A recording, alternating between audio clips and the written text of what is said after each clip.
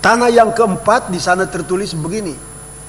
Yang ditaburkan di tanah yang baik ialah orang yang mendengar firman itu dan mengerti.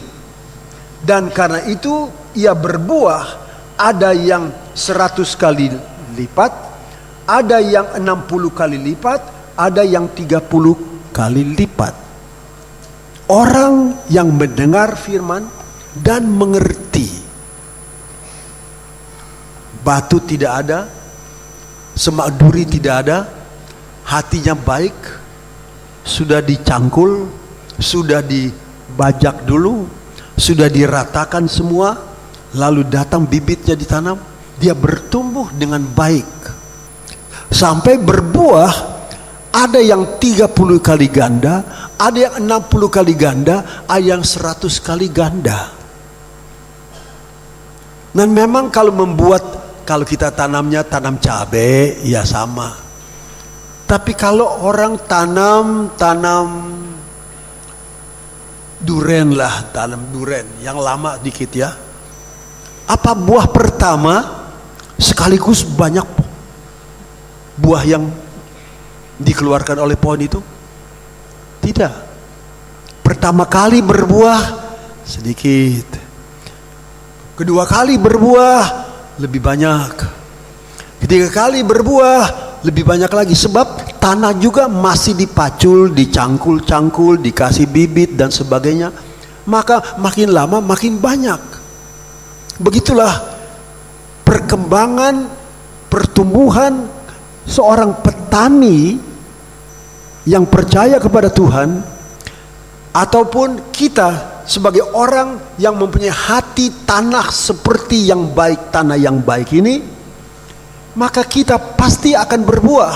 Dan karena kita berbuah, kita tidak akan dikerat, kita tidak akan dipotong, tapi justru kita dibersihkan supaya lebih banyak buahnya. Begitupun saudara bisa membaca dalam Yesaya pasal 5 tentang pohon anggur. Pohon anggur biasanya mencari tanah yang baik sekali. Tanah di daerah Israel misalnya, dulu sekali daerahnya daerah tandus. Tapi kalau sekarang saudara pergi ke Israel, saudara pergi ke daerah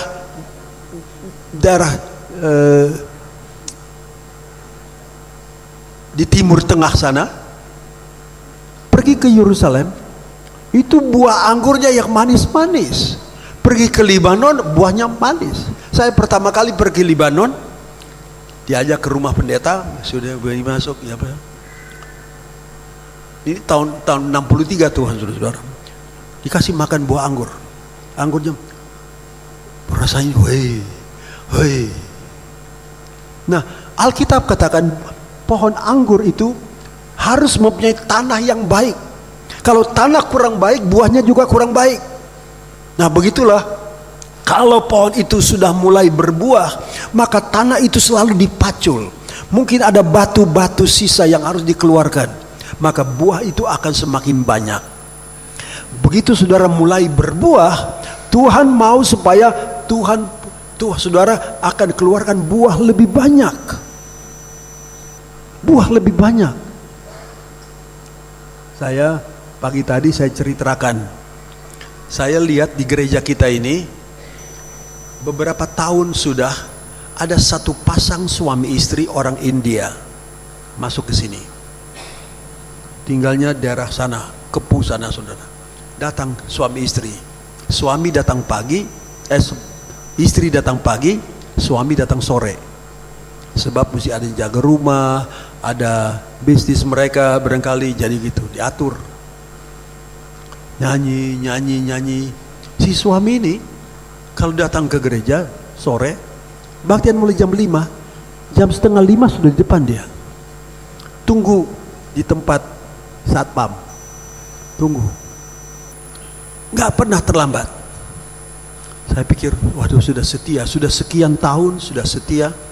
Lama-lama dia kasih tahu ke gereja, boleh dong adakan kebaktian rayon di rumah saya. Rumahnya dia buka juga untuk boleh mengadakan kebaktian di rumahnya. Jadi tetangga-tetangga siapa juga boleh datang berbakti di rumahnya. Dia sudah bersedia membuka rumahnya untuk kebaktian. Ya, kita di gereja berkata puji Tuhan, supaya orang lain, tetangga-tetangganya juga bisa berbakti di sana. Lama-lama dari sana bisa kemari. Sangat senang. Ini sudah lama, beberapa lama dia sudah dengar bagaimana kita melayani Tuhan. Janganlah kiranya kerajinanmu kendor, tapi biarlah rohmu nyala-nyala. Untuk apa? Layani Tuhan. Dia melayani Tuhan, melayani Tuhan. 3 hari yang lalu, saya datang ke dalam kebaktian ada yang meninggal dunia. Datang hari Jumat yang lalu, hari Jumat lalu, saya pergi. Tim Lazarus, kita di sini mempunyai tim Lazarus. Lazarus adalah orang yang mati kemudian bangkit. Nah, pada waktu itu ada yang susah. Tetapi tim Lazarus ini yang selalu tiap ada orang meninggal dunia, mereka itulah yang selalu pergi ke tempat duka cita. Mereka menyanyi, membawa sukacita, membawa penghiburan. Kalau ada yang mati 3 hari tunggunya, 3 malam juga mereka tetap tiap malam baktian. Ada yang tunggu sampai anaknya dari luar negeri, tunggu sampai mayatnya ditahan sampai 1 minggu. 1 minggu lah mereka tiap hari. Hari Jumat yang lalu, mata saya percaya apa enggak nih? Tim Lazarus menyanyi, bapak-bapak, ibu-ibu.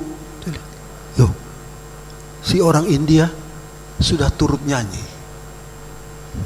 Saya bilang, puji Tuhan. Dia tadinya agamanya Hindu keras. Lihat maju, wah, saya pikir pertumbuhan firman yang diberikan kepadanya sedikit demi sedikit mantap sudah masuk dalam hatinya. Dia bisa membuka tempat rumahnya buat tempat kebaktian. Dia sekarang juga sudah turut melayani bersama-sama dengan saudara-saudara yang lain. Haleluya. Coba kalau semua begini. Haleluya. Ayo, masih mau barangkali ada yang membuka rumahnya buat tempat kebaktian. Oke.